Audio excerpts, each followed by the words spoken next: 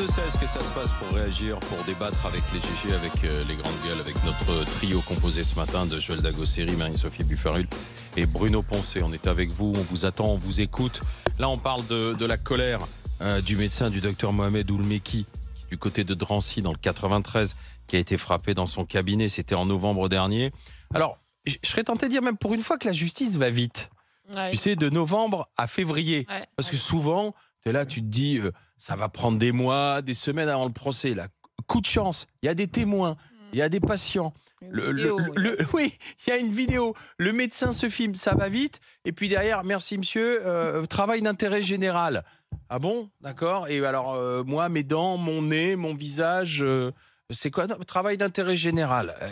C'est pour ça qu'on en parle. Encore, il aurait pu avoir un rappel à la loi, tu sais. Avec, oui, ou un stage d'éducation civique. Ouais. Célia, bonjour. Bonjour à tous. Bonjour, bienvenue Célia, bienvenue au 32-16. Comment avez-vous réagi en écoutant cette affaire? Qu'est-ce que ça rappelle chez vous? Dites-moi, Célia. Eh ben, moi, je me suis reconnue à 100%. Parce que voilà, je suis infirmière et je me suis fait agresser aussi en mars 2024, donc il y a presque un an sur mon lieu de travail.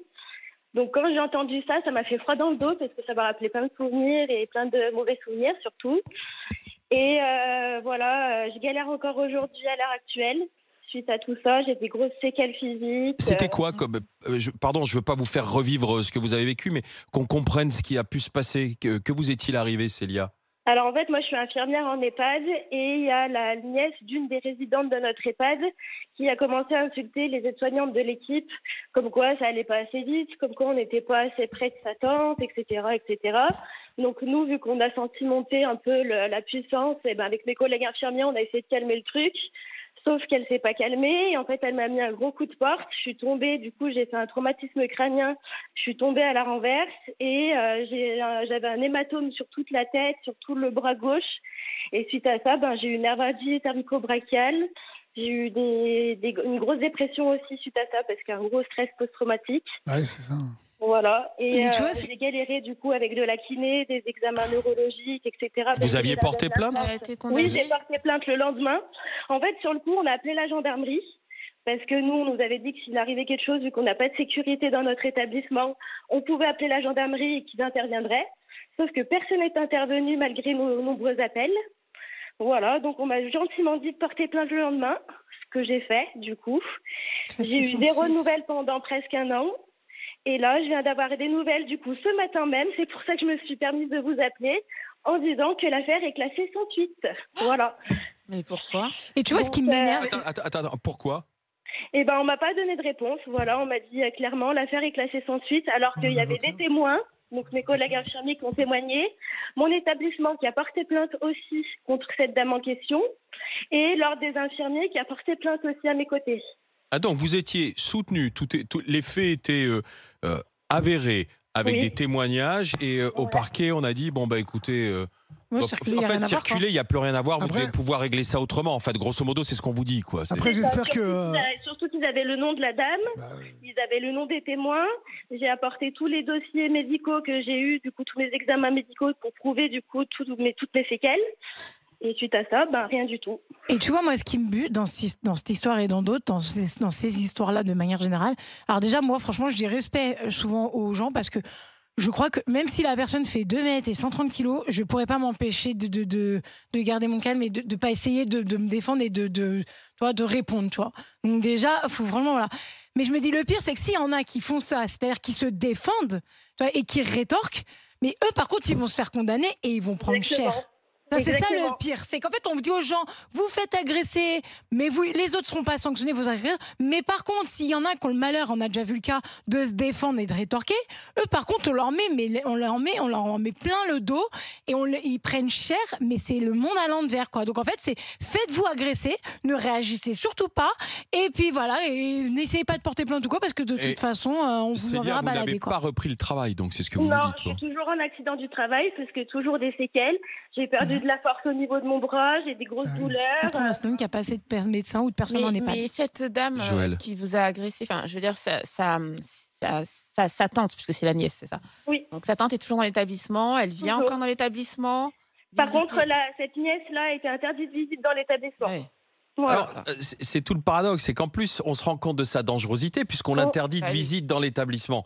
Donc on est, vous voyez, c'est pas un fait comme parfois on peut dire, écoutez, il y a eu le ton est monté, tu sais, le ton est monté, il y a eu une bousculade, mais finalement on passe à autre chose. Voilà. Donc isolé, hein. c'est pas un cas isolé. Donc voilà. Et là on vous dit bon bah allez, ça y est, c'est parti à la poubelle.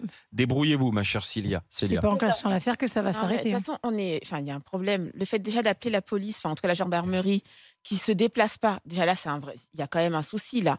Enfin, je veux dire qu'il y a une agression directe. En plus, c'est un établissement qui t'appelle. C'est pas avec des personnes vulnérables toi, en plus, voisin, puisque ça se passe en EHPAD. Exactement, ça se passe en EHPAD, dans un établissement. Donc j'imagine la direction qui a dû appeler, etc. Oui. Personne se déplace. On a quand même un problème dans le système là. En plus après, personne en danger. Hein. Exactement. En plus après, vous portez plainte. Il n'y a pas de suite à la plainte. Enfin, je veux dire, il y a un moment, notre système, il est quand même défaillant. Enfin, tu ne te sens pas protégé.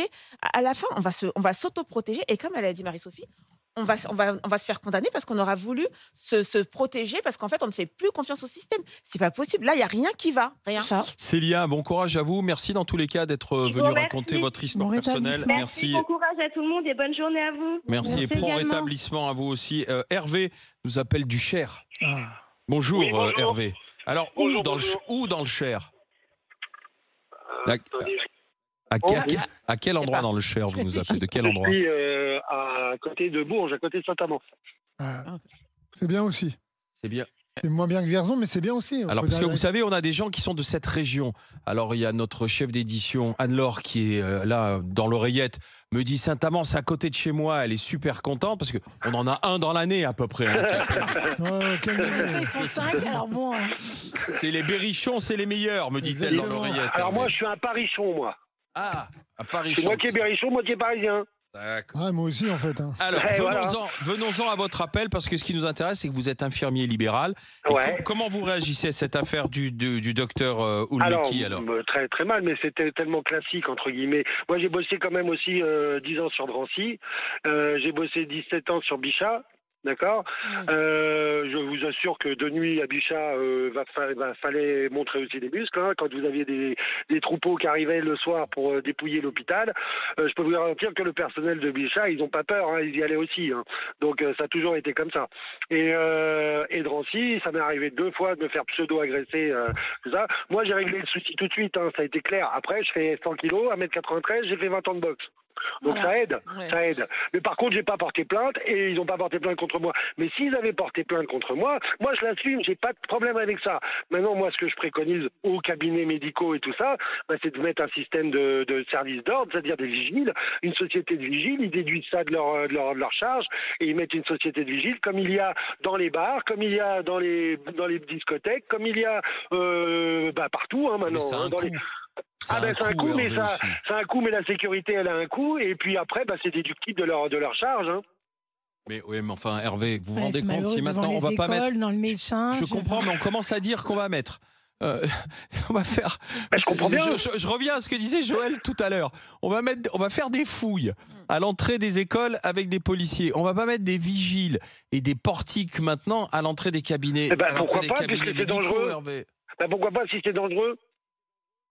Oui, mais c'est vrai, mais en même temps, c'est malheureux d'en arriver là, quoi. C'est ça. Mais on est bien d'accord, mais la société est arrivée là. C'est malheureux d'en arriver là, mais la société est arrivée là. Oui, c'est ça. Hervé, puisque quels sont les cas où parfois ça peut déraper, auquel vous êtes le plus souvent confronté? Alors moi, je vous raconte une histoire très simple. Hein. Ça a été un matin, par exemple, je venais faire une patiente qui était handicapée à l'époque. Son mari, qui était excusez-moi du terme, mais un confini, a pas aimé que je frappe à la porte parce que ça lui a donné mal au crâne à 8h du matin. Il a commencé à vouloir me mettre un coup de tête. D'accord. Donc moi, je lui ai giflé. Ensuite, il a été chercher un couteau. Vous voyez, pour me planter. Bon, j'ai réussi à le désarmer, je l'ai laissé par terre après, mais moi j'ai fait la dame, je suis parti, mais après on a arrêté les soins chez lui. Attendez, mais c'était quel type? Parce que du coup, je m'interroge quand même sur le profil de ce couple et de cet homme. Parce que vous tapez, il sait qu'à l'heure à laquelle on tape, surtout matinale, il se doute bien que c'est pas pour un déménagement, pour vous livrer un piano à queue. Il sait que c'est l'infirmier libéral qui vient. Quand vous avez quelqu'un qui est toxico-alcoolique et qui n'a rien à foutre des autres, vous tombez sur des gens comme ça le matin. Hein. Et vous avez porté plainte ou non? Ah non, moi j'ai pas porté plainte. Non, moi je l'ai prévenu. Je lui ai dit la prochaine fois je vais le découper en deux. Ah oui, ça c'est. Mais limite, et on puis, se demande. vous serez venu le recoudre ensuite. Ah ben Oui. exactement, il n'y a pas de problème. Mais On va dire quand- c'est comme les pyromanes, ça, on va dire, vous voyez. Mais Hervé, quand vous en parlez avec vos collègues infirmiers, hormis vous, vous étiez sur un cas extrême effectivement de toxico.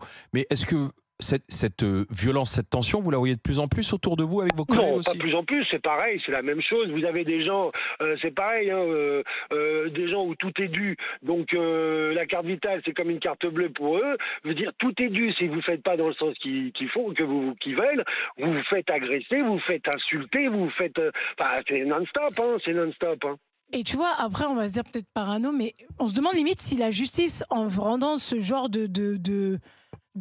enfin, c'est même pas des sanctions, mais voilà, ce genre de choses, en fait, c'est pas un message genre arrêtez de porter plainte pour des trucs comme ça parce Ben que si. nous ça nous saoule et en fait on n'a pas envie de les traiter donc en fait on fait exprès de pas les sanctionner pour Ben, c'est vous complètement dissuader ça. de porter plainte parce qu'on en a marre et ça c'est des trucs qui nous saoulent des fois on a vraiment l'impression que ça tu sais genre on va tout faire Oui, pour mais vous sauf dissuader de qu'aujourd'hui, porter Et, plainte et parce moi, que je voulais signaler quelque chose, c'est que c'est pas plus calme à la campagne que dans les quartiers c'est ça. de toute façon, là-haut. des Hein. cons, il y en a partout hein. C'est Ben, clair. bien sûr. Donc c'est pas plus calme à la campagne, voire même plus dangereux. Des fois, vous êtes isolé et vous avez des gens armés à la campagne. Ouais, c'est ça, ouais. En pire, Ça vous est arrivé, Hervé, déjà? Ah ben bien la sûr. chevrotine, C'est-à-dire hop. Mais bien sûr. C'est-à-dire que comment? Eh ben, c'est-à-dire que il y a pas très longtemps, alors je suis tombé sur une fin de vie d'une dame, mais son mari avait décidé que non, c'est lui qui a décidé qu'on la soulage ou pas. Donc du coup, en plus allemand, ça faisait 30 ans qu'il habitait en France, même pas l'effort de parler français, parce que souvent on pointe du doigt certaines ethnies, mais voilà, même pas l'effort de parler français, tout était dû, il faisait tout payer par le système français, mais voilà. Sauf que le monsieur décidait d'arracher tout ce qu'il voulait, alors que c'était sa femme qui était en fin de vie. Hein. Vous voyez. Et Et donc il a je fallu suis venu- maîtriser. Ouais. quand moi je suis venu, tout ça, j'ai commencé à m'engueuler avec, machin, tout ça, mais le gars était ivre. Et en plus de ça, il avait des armes. Les flics sont venus, pardon, les gendarmes sont venus. Après, parce que moi, c'était par le biais de l'HAD, donc j'ai fait revenir l'HAD en leur disant, il y a un problème quand même. Sauf que l'HAD, ils ont eu peur, ils ont fait venir les gendarmes. Mais heureusement, sous le lit, il y avait 3 pistolets, dans le canapé, il y avait 2 dagues de chasse. Ah oui. Il faut Oui. savoir y faire face, ça. Ouais, Eh effectivement. bien, bien sûr. Et ça s'est terminé comment? Ah ben c'est ça terminé qu'elle a été hospitalisée d'office par le préfet, que lui, il a été emmené en garde à vue, qu'ils ont récupéré les armes, mais c'est tout. Ouais. Merci Hervé de votre témoignage. La vie quotidienne entre Célia et Hervé, des infirmiers qui viennent nous soigner, hein, vous soigner, c'est ça, et qui tombent sur des... Et puis je vous dis une autre agression, là, comme ça, pour aller avec, pour une autre agression. Mais c'est l'État qui agresse les soignants. Et avec la manière dont vous êtes payé aujourd'hui. Mais bien quoi. sûr, déjà de base, et la manière dont on est traité. On a été des héros, maintenant on est des voleurs.